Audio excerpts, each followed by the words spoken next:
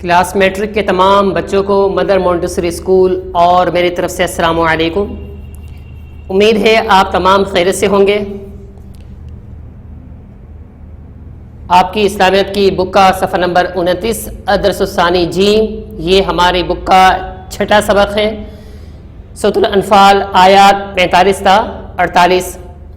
اعوذ باللہ من الشیطان الرجیم، بسم اللہ الرحمن الرحیم۔ یا ایہا الذین آمنوا اذا لقیتم فئۃ فاثبتوا واذکروا اللہ کثیرا لعلکم تفلحون واطیعوا اللہ ورسولہ ولا تنازعوا فتفشلوا وتذهب ریحکم واصبروا ان اللہ مع الصابرین۔ ان دونوں آیتوں میں اللہ تعالیٰ نے مسلمانوں کو میدان جنگ اور مقابلہ دشمن کے لیے ایک خاص ہدایت نامہ دیا ہے جو ان کے لیے دنیا میں کامیابی اور فتح مندی کا اور آخرت کی نجات و فلاح کا نسخہ اکسیر ہے، بہترین نسخہ ہے۔ اور شروع زمانے کی تمام جنگوں میں مسلمانوں کی جو ایک عادت رہی ہے، اس عادت کے سلسلے میں ان کی کامیابیاں اور ان کی فتوحات کا جو راز ہے وہ انہی باتوں پر ہے جو ہم ذکر کر رہے ہیں آج۔ اور وہ چیزیں کیا ہیں؟ نمبر 1 ثبات، ثابت قدم یا ثابت دل، یعنی ثابت رہنا اور جمنا، جس میں ثبات دل اور ثبات قدم دونوں داخل ہیں، کیونکہ جب تک کسی شخص کا دل مضبوط اور ثابت نہ ہو اس کا قدم اور اس کے اعضاء ثابت نہیں رہ سکتے۔ اور یہ چیز ایسی ہے جس کو ہر مومن اور کافر جانتا ہے اور سمجھتا ہے، اور دنیا کی کوئی قوم اپنی جنگوں میں اس کا اہتمام، یعنی ہر قومی اپنی جنگوں میں اس کا اہتمام کرتی ہے، کیونکہ اہل تجربہ سے یہ بات چھپی ہوئی نہیں ہے کہ میدان جنگ کا سب سے پہلا اور سب سے زیادہ کامیاب ہتھیار ہے ہی دل اور پاؤں کا جمے رہنا، دوسرے سارے ہتھیار اس کے بغیر بیکار ہیں۔ دوسری چیز جو مسلمانوں سے کہی گئی وہ ہے اللہ کا ذکر۔ یہ وہ مخصوص اور معنوی ہتھیار ہے جس سے مومن کے سوا عام دنیا، ساری کی ساری دنیا غافل ہے۔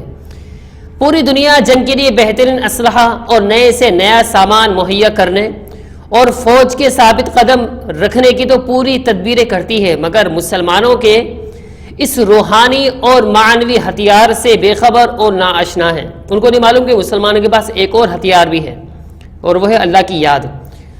یہی وجہ ہے کہ ہر میدان میں جہاں مسلمانوں کا مقابلہ ان ہدایات کے مطابق کسی قوم سے ہوا، مخالف کی پوری طاقت اور اسلحہ اور سامان کو بیکار کر دیا مسلمانوں نے۔ ذکر اللہ کی اپنی ذاتی اور معنوی برکات تو اپنی جگہ ہے ہی، اور یہ بھی حقیقت ہے کہ قدم کا ثابت رہنا اس سے بہتر کوئی نسخہ نہیں ہے۔ نہیں، اگر آپ کوئی اپنے آپ کو بہترین مطلب ایک طرح سے ثابت قدم رکھنا چاہتا ہے تو اس کو بھی چاہیے کہ اللہ تعالیٰ کا ذکر بہت کرے، اللہ کی یاد اور اس پر اعتماد وہ بجلی کی طاقت ہے جو ایک انسان ضعیف کمزور انسان کو پہاڑوں سے ٹکرا جانے پر آمادہ کر دیتی ہے، اور کیسی ہی مصیبت اور پریشانی ہو اللہ کی یاد سب کو ہوا میں اڑا دیتی ہے اور انسان کے دل کو مضبوط اور قدم کو ثابت رکھتی ہے۔ یہاں یہ بات بھی پیش نظر رکھیے کہ جنگ و قتال کا وقت عادتاً ایسا وقت ہوتا ہے کہ اس میں کوئی کسی کو یاد نہیں کرتا، اپنی فکر پڑی ہوتی ہے۔ اس لیے جاہلیت عرب کے شعراء میدان جنگ میں بھی اپنے محبوب کو یاد کرنے پر فخر کرتے تھے، اور وہ بڑی قوت قلب اور محبت کی پختگی کی دلیل ہے۔ جیسے کہ بعض شعراء جن کا پرانے کے حساب سے کچھ ملتی ہے، اس میں شاید ایک شعر یاد آ رہا ہے کچھ، ذکرتک والخط یخطر بیننا، یعنی میں نے تجھے اس وقت بھی یاد کیا جبکہ نیزے ہمارے درمیان لچک رہے تھے۔ تو جب عام انسان سے محبت کی یہ حالت ہے تو پھر مسلمان کی حالت کیا ہونی چاہیے اللہ تعالیٰ کے بارے میں۔ قرآن کریم نے اس پرخطر موقع پر مسلمانوں کو اللہ تعالیٰ کا ذکر کی تلقین فرمائی، اور وہ بھی فرمایا کثیرہ، یعنی بہت زیادہ یاد کریں۔ یہاں یہ بات بھی غور طلب ہے کہ پورے قرآن میں ذکر اللہ کے سوا کسی عبادت کو کثرت سے کرنے کا حکم نہیں فرمایا نماز کو بہت زیادہ پڑھو، روزے بہت زیادہ رکھو، کہیں پر نہیں ہے۔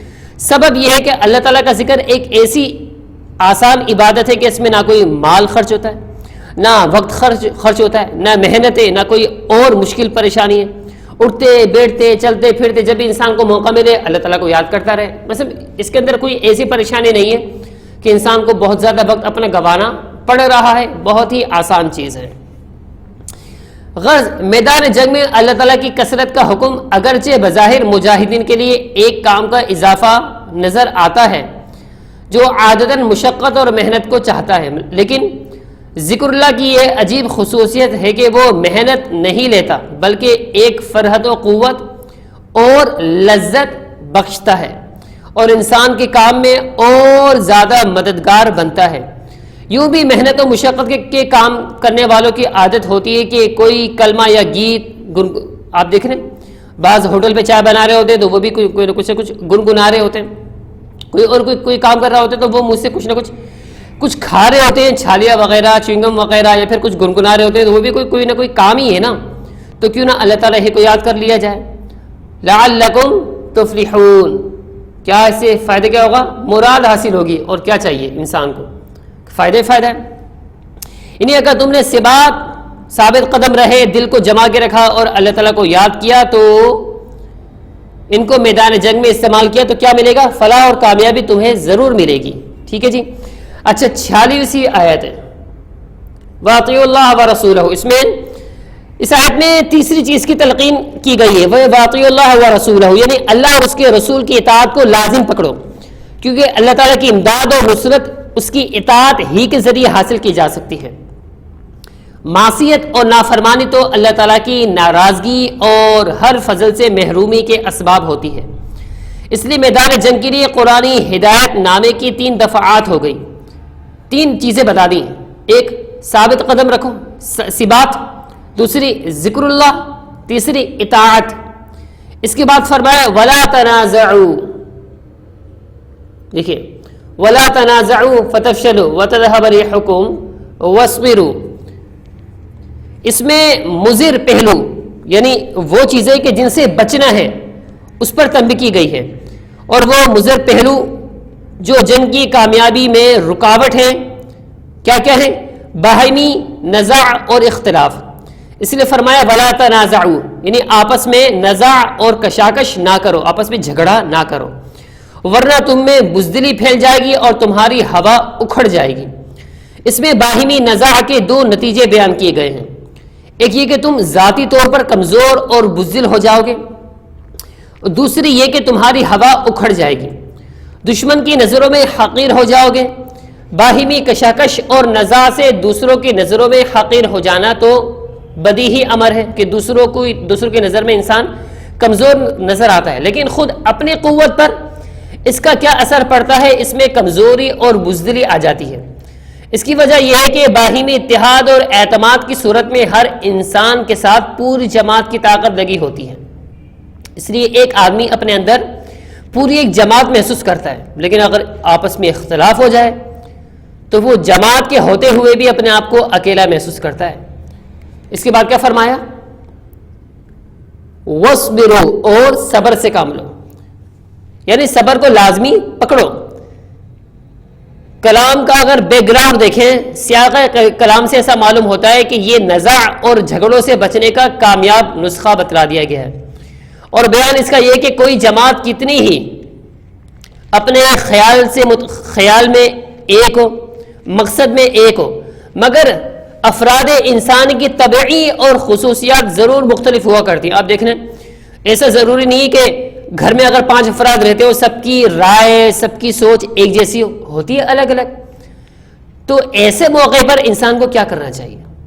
بھائی انسان میں کچھ صبر کا مادہ تو ہونا چاہیے. مجھے اگر کچھ لوگوں کے ساتھ رہنا ہے، کھانا ہے پینا ہے، چلنا ہے لوگوں کے ساتھ، تو مجھے اپنے اندر برداشت آنا چاہیے. کچھ رائے میری ہوں گی، کچھ رائے سامنے والے کی ہوں گی، تو سامنے والے کی جو رائے ہے مجھے ان کا احترام کرنا ہے اگرچہ وہ رائے میرے رائے کے خلاف ہو. تو یہ بہت ضروری چیز ہے کہ اپنے اندر اس طرح کا مادہ پیدا ہو کہ انسان اپنے آپ پر کنٹرول کرے. آپ کو دنیا میں رہنا ہے تو دنیا میں رہتے ہوئے آپ کے سامنے بہت سارے مسائل ایسے آئیں گے کہ جو آپ کی عادت کے خلاف ہوں گے، تو آپ کو ایسے موقع پر کیا کرنا ہے؟ صبر کا مظاہرہ کرنا ہے. ویڈیو ذرا بڑی ہو رہی ہے، اگلی ویڈیو کی طرف چلتے ہیں. اپنا خیال رکھیے گا. السلام